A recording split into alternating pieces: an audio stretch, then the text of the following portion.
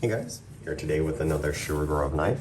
This one is on the Sinkevich design Pero, which is a collaboration with the Shirogorov workshop and Dmitry Sinkevich, and is based off of his custom Pero folder, of which there are a couple variants and some more exotic materials such as Damascus and carbo quartz. Now, this knife was done as part of a 200-piece run for both the Russian and the US market. The knives in the US were lottoed by Recon One a few years back, and this knife is graciously on loan from a friend, so I can do this knife notes video, so I really appreciate that. Let's talk a little bit about the kind of design inspiration for this knife. Now, the word Pero loosely translates to feather. In these Eastern European countries, as you can see, this knife I think borrows heavily from the design of these Finnish Puukko knives, which were very popular with various criminal elements and gangsters and mobsters in Eastern Europe, especially in Russia.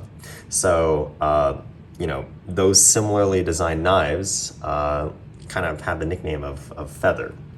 And so, the Pero right here is kind of Dmitry's take on that style of knife.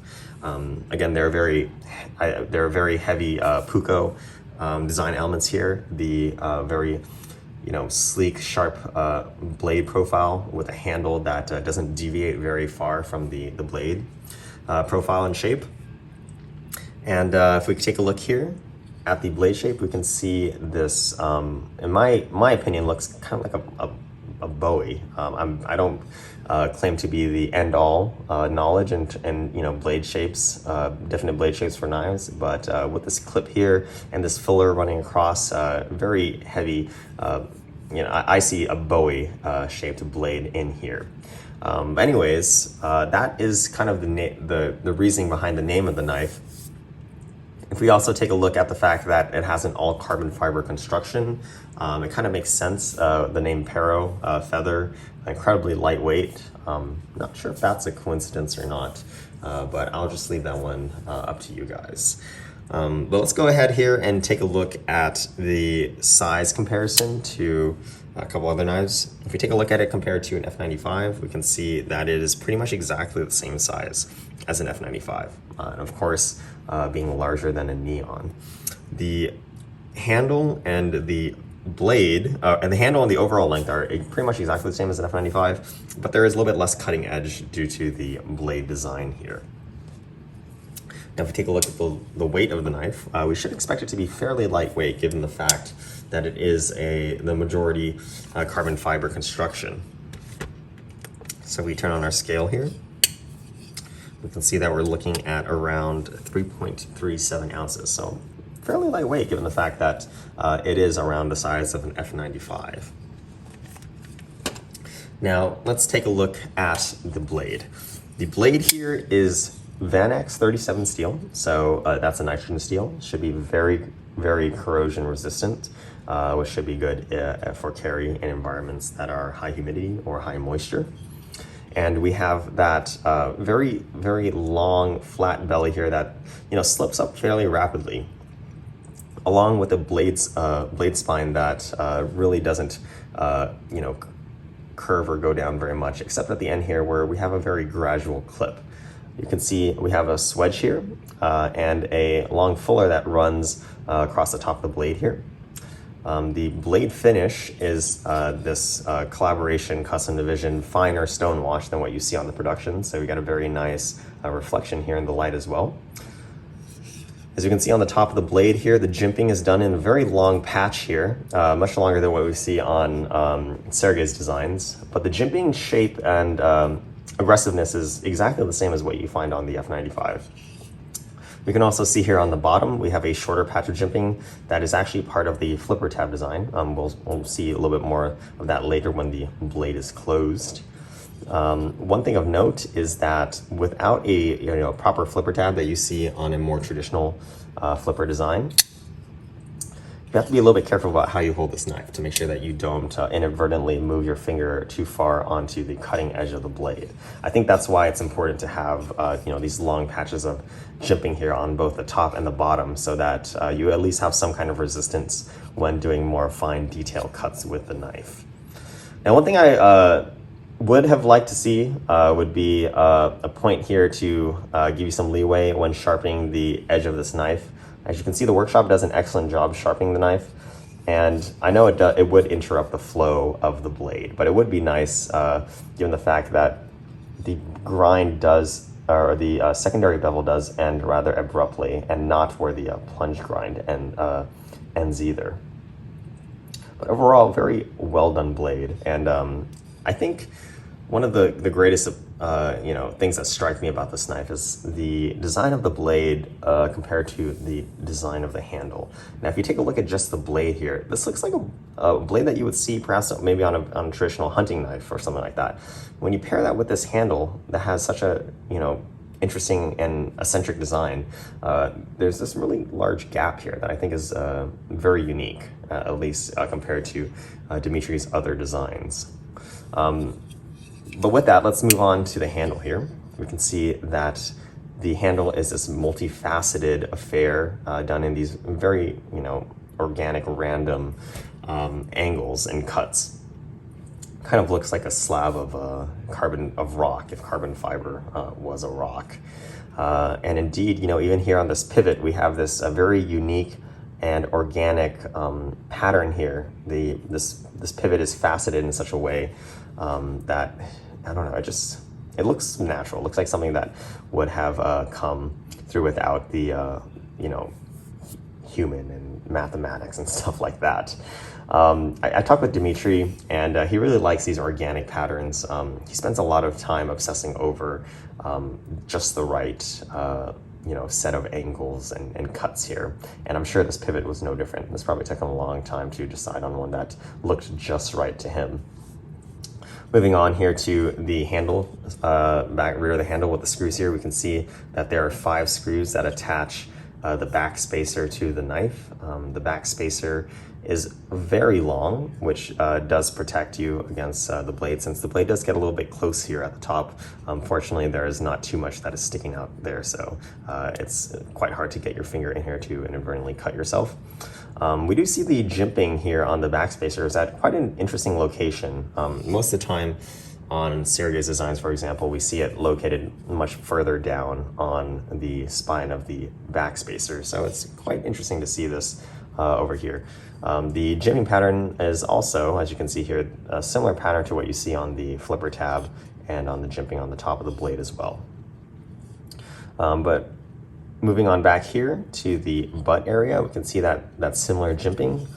This jimping, I think, is actually functional. When you're holding the knife, it kind of rests at this angle here in the palm of your hand, and the jimping does engage in this area of your palm, which I think is really nice. Moving back here to the other side of the handle, we can see that multifaceted pivot again, and also this long sloping titanium clip. Now the clip does go fairly deep in concealing the knife in your pocket, and the retention is quite good with a very wide patch of contact, and also a very gradually sloping clip to get that onto your pants. But I think the clip, extending, far past the, past the middle point of the handle is quite long. I think it could be shorter, but I do like how the design of the clip kind of complements the handles as well. One thing that I don't like, however, is this lanyard loophole. I think given the very eccentric design of the handles, having just kind of a hole that goes through the handles and the lanyard, or in the back spacer to serve as a lanyard hole, is a little bit of a cop-out, I think. I think that this could have been integrated in a more interesting way, or perhaps maybe have a more interesting shape than just a round hole. That's just me. But going on here, we can see that the design of the lock is an inset liner. This knife has a relief cut here as well on the show side. I guess it's a liner, so both sides are show. But this cutout here, which allows you to disengage the lock easier to get your thumb in there. And we also see that the inset liner is secured with these 3 screws here. Very thoughtful design, I think, in reducing the amount of screws that are visible. We can see here that these 3 screws secure that liner, and there are also 2 rivets in here that function to index the liner as well for proper alignment. The liner does have a steel insert as well that acts as a lockware insert to prevent lock stick. And the action is quite good, like all other Sinkevich knives, being on that 3-row Mickey Mouse style MRBS. That is distinctly different than Sergei's spiral MRBS design. This knife does also have washer underlays, which help support the roller or the ball bearings on the carbon fiber handles, so no worries about longevity of the action there as well. No worries that the bearings will wear into carbon fiber with those steel washers underneath. Let's go ahead and talk about one of the most defining features of this knife as well is that flipper tab. This is a very low profile flipper tab, and now with the blade folded, you can kind of see how the flipper tab and the jimping kind of interact with your finger when you have the knife in your hand and you're ready to open it. This knife and its low profile flipper tab is not the first of its kind. The collaboration that came before this, the Sinkevich Sigma, also had a very low profile flipper design. However, what's changed on this knife is just how far forward that flipper tab is of the pivot. Now, I've always been a huge believer of the fact that flipper tab placement ultimately affects the quality of the flip. With a pivot, with a flipper tab that is located directly above or forward of the pivot, you're usually going to get a really good flipping action. And on the F95, you can see that it's directly above the pivot. On the Pero, however, we can see that it's quite far forward of the pivot. This allows you to preload the flipper tab a lot, and you get a very satisfying flip, even with that reduced flipper tab size.